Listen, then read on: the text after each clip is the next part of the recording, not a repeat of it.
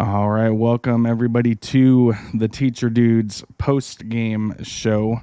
And it was a post game disaster that I was not expecting to see after that halftime show when things were looking good for the Seahawks. I'm going to bring in good friend of the show, one of the other Teacher Dudes, Mark Pendleton. And Mark, a lot different than we saw in the first half. In that second half, as the Seahawks lose 33-30 at home in overtime. What are your first initial thoughts here? I think they gave the game away. It's my initial thoughts. They got a few lucky breaks in the first half, and I thought Tennessee was giving us the game, and then we gave them the game in the second half. Yeah, I would definitely agree that we gave them the game. What do you think is the big turnaround that happened? Like, was it Tennessee just made some big adjustments, or was it something else? What are your thoughts?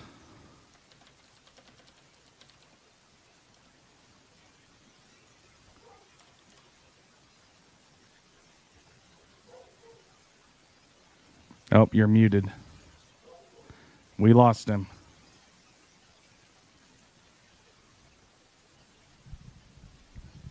So while Mark's figuring that out, I'm going to go back and go ahead and share some of my thoughts on what happened. I think, Derrick Henry finally started waking up and started running the ball. If you look at his stats, it's kind of hard to really get into too much, but he had 35 carries for 182 yards and 3 touchdowns. 60 of those yards came off that long touchdown run where he just absolutely took over. Part of the issue, I think, is our defense was just getting absolutely gassed from being out on the field for however long they were. And I'm going to look really quick to see, and let's see if Mark's got his mic working here. Now you're muted. Let's see. But the Titans had the ball for 42 minutes compared to 22 minutes. So I think the defense really, really got gassed. What are your thoughts there, Mark? I think we got your mic going now. Yeah, hopefully you hear me now. Yes, we're good. All right. Yeah, I think the defense got tired in that second half. They got... I think one of the biggest things they started to do is they started getting away from their game plan. In the first half, I barely saw them really blitz Adams.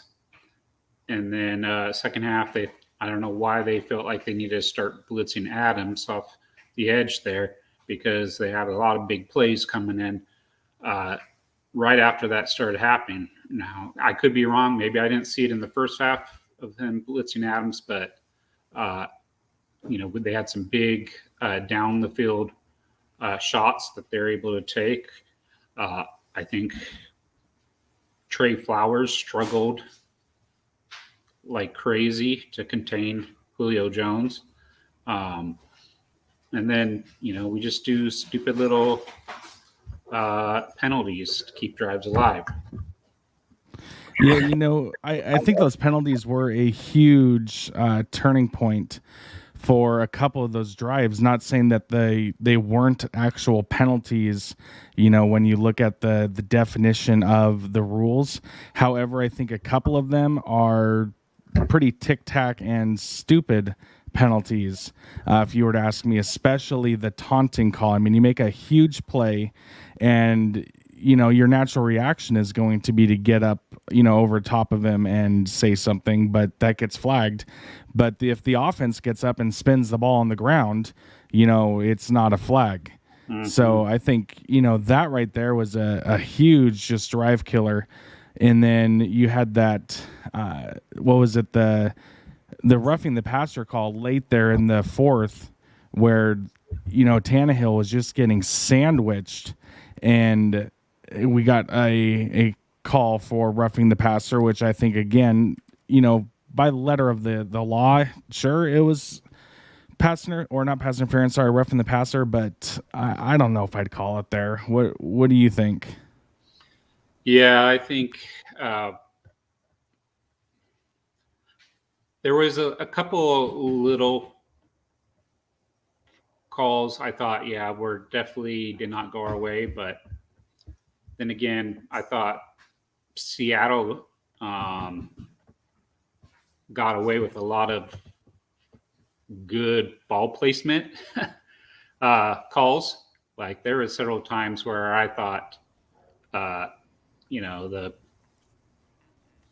we were short of the line to gain, and somehow we got the first down. And then, of course, there was the big Julio Jones supposedly didn't have 2 feet in at the end of this one right here. Yeah.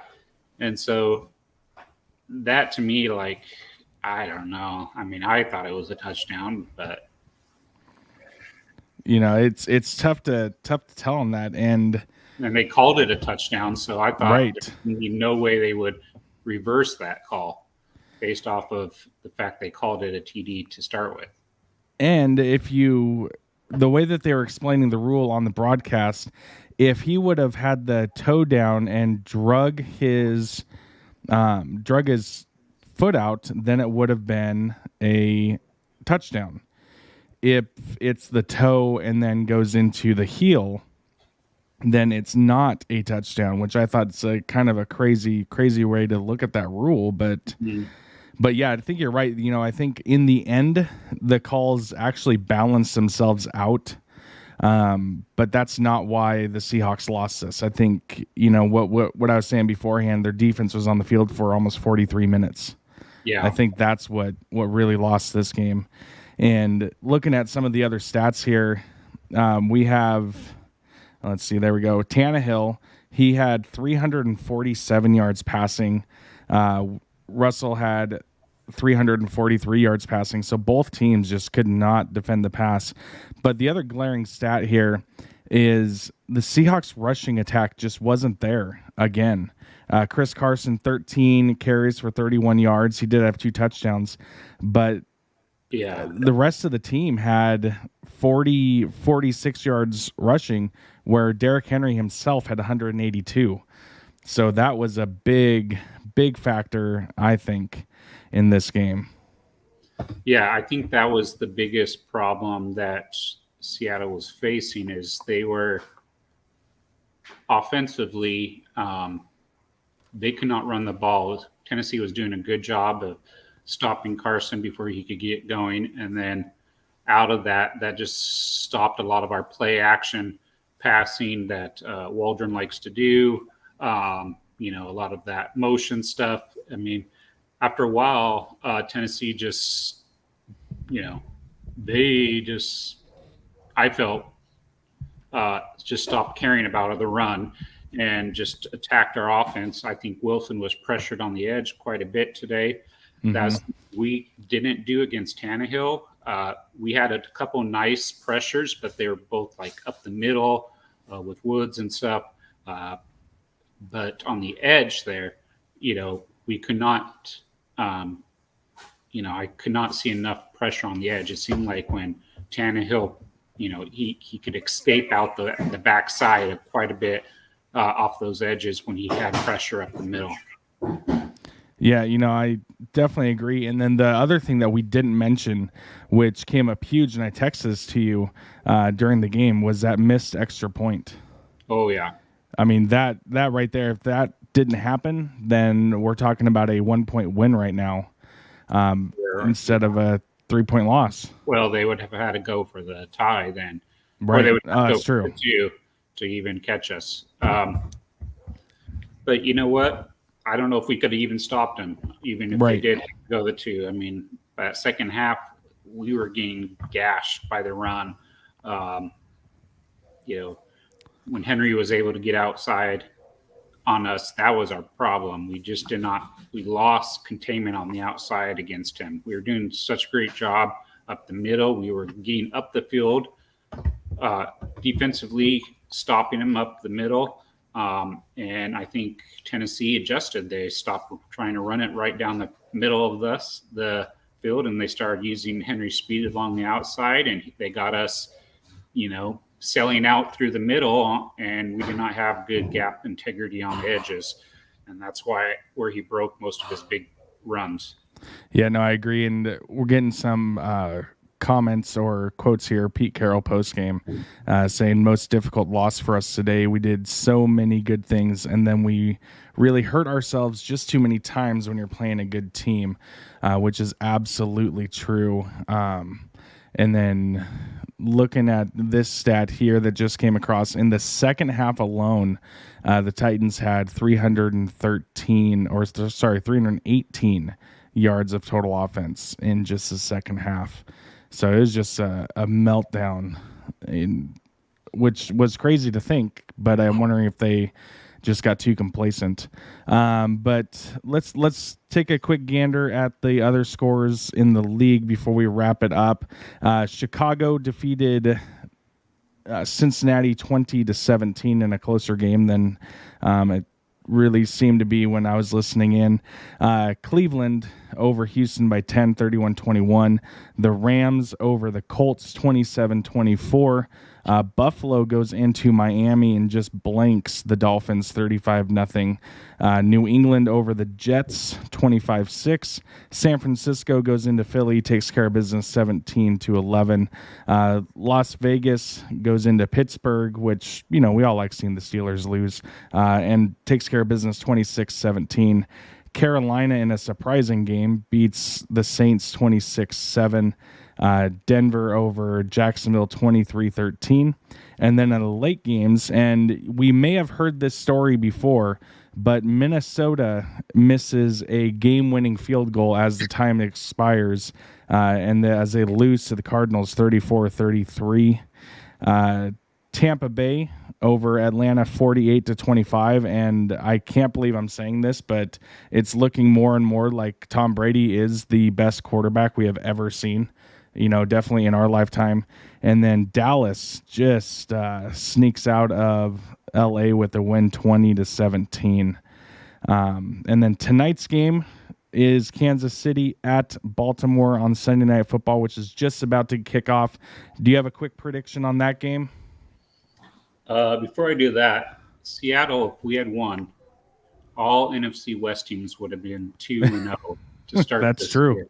That is true. Now we are one game back of everyone, which sucks because I really think, watching all these teams, there's flaws in them, but somehow they're squeaking out these close wins, and we didn't. So again, that's just something. I'm already looking at the standings. Oh yeah, but you need to. It's only a 17-game season, which is still weird to think about. Yeah. Instead of 16. But Kansas City against Baltimore. Quick thoughts? I'm going to go KC. I'm going to go KC too. As I said on Zane's NFL picks, the Ravens just have too many injuries to overcome on there. But Mark, it has been fun. I'm looking forward to next week already. We need to put this loss behind us.